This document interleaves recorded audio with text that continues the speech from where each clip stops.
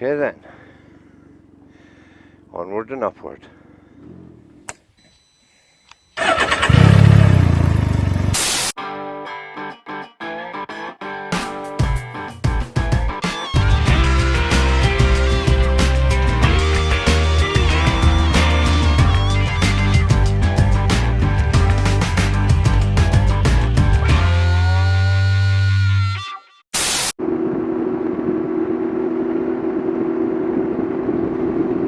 Hi, welcome to a very overcast and rather cool day in the Scottish Borders. We've just had an entire week of rain, and there's due to be another entire week of rain, so I'm taking the opportunity to get out because restrictions are lifting. So this is a very special day.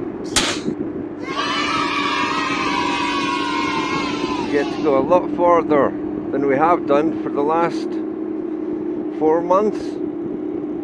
Something like 103 days or 105 days, something like that. And we're on a slightly different style of road than we normally head out on. We're on slightly faster roads, slightly bigger roads. It's a very simple route with no particular destination. Just a chance to let Ripley stretch her legs. She's got a full tank of gas and she's a very happy bunny. And so am I. Down there, that's that place called Eastcote House. And it used to be an archery centre. And that was my last archery club. I've done archery since I was about 15. When I was at school I started archery. That was down in a little town called Duns. And then I came to a club up in Galashiels. And then I gave up for years. And then I moved up here. And there was the club just down the road, so I joined. Shot for a while, and then I bought myself a very, very nice hunting bow from Bear Archery. It was a compound bow, and I shot with that for a while. Unfortunately, MS took that away from me because it was getting too difficult to stand for extended periods of time to shoot, and my arms and shoulders were complaining a lot. So I finally sold my bow and all the equipment that went with it to a good friend of mine, Paul, who I hope is still getting a lot of enjoyment out of it because it was a fantastic bow. So yes, that's Eastcote House. Oh, ironically enough, the last time I ever shot my bow was when we shot a 24-hour sponsored archery event for the MS Society, and I shot for 24 hours, and at the end of that the last arrow was the last arrow I ever shot, which is a little bit ironic, but I'm happy with that. This, as a lot of you will already know, is the lovely little village of Denham. Starting to get back to some form of normality as well. So before we go any further, there's something I really should say after last week's video. Man, that really messed with my head. As soon as I switched off the camera, I thought of 12, maybe 15 other channels that really should have been on that list. And so with that in mind, no, I'm not going to make another top 10 kind of video like part 2. What I'm going to do is every week, remember, because I've got memory like a sieve, every week I'm going to feature a channel that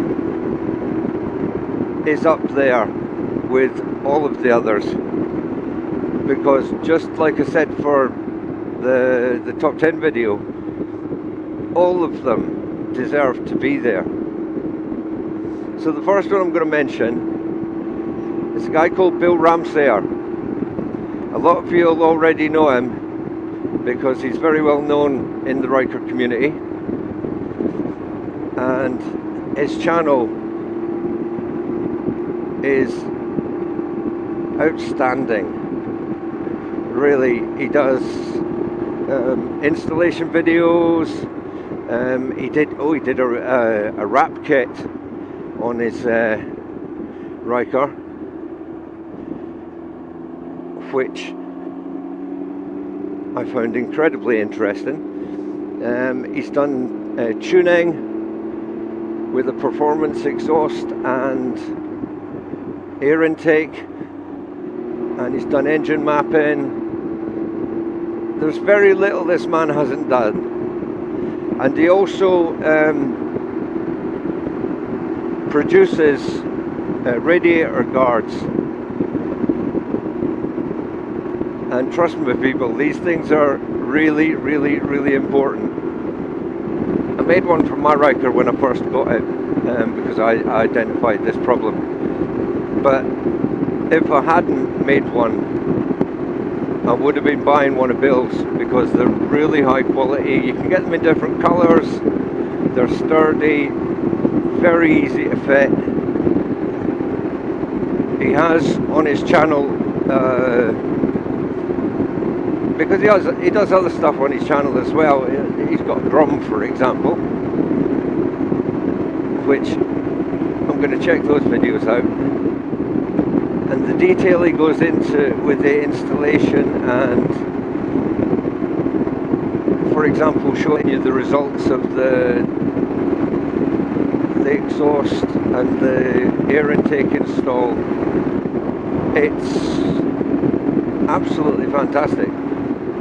Anyway, check his channel out, because if you haven't already, you need to. So once again, this is just an impromptu ride, spur of the moment, because it stopped raining. I love these cottages here, they're amazing. The doors are fantastic, they're like little hobbit cottages. Some really good bits are coming up. Lovely twisty sections. A couple of fast straights. So in another 12 days, the visitor attractions open up again, and we'll be able to go and see some of the stuff I've been talking about for the last few months. Oh, this is just a joy. I mean, it's absolutely typical that when you reach the twisty bits, you get stuck behind a truck. Wow, they're cutting down all those trees. That's so sad. When I was a kid, I used to play in those woods. My parents had a caravan here and came down from Edinburgh when we lived there. And I was friends with the campsite owner's son. And so we used to go off up into the trees and just play like kids do, you know? Sticks, throwing stones at wasp nests, that kind of thing.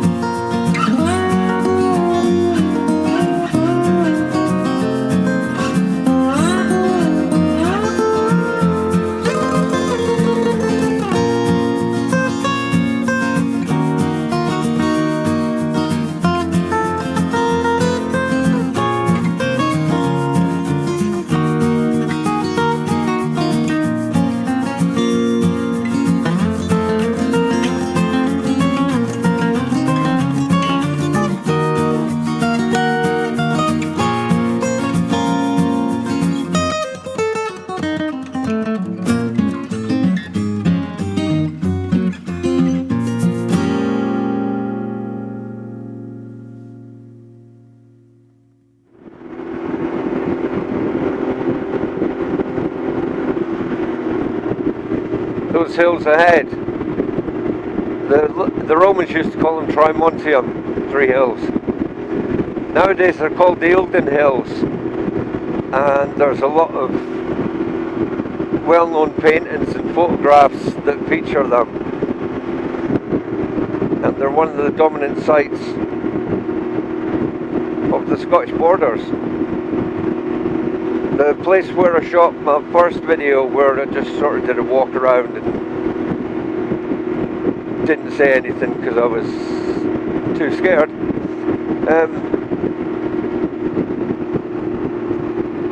That's a place called Scott's View, which refers to Sir Walter Scott, and it's a view of the Eildons, which obviously he loved.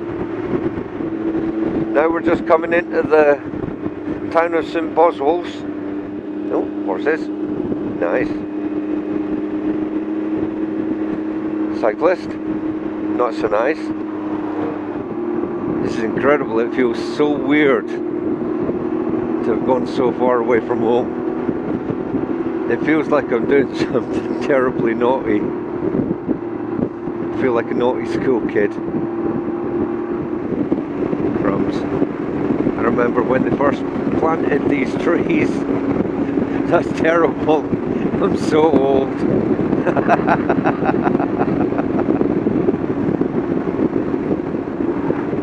Oh, I'm just having a whale of a time out here. This is brilliant.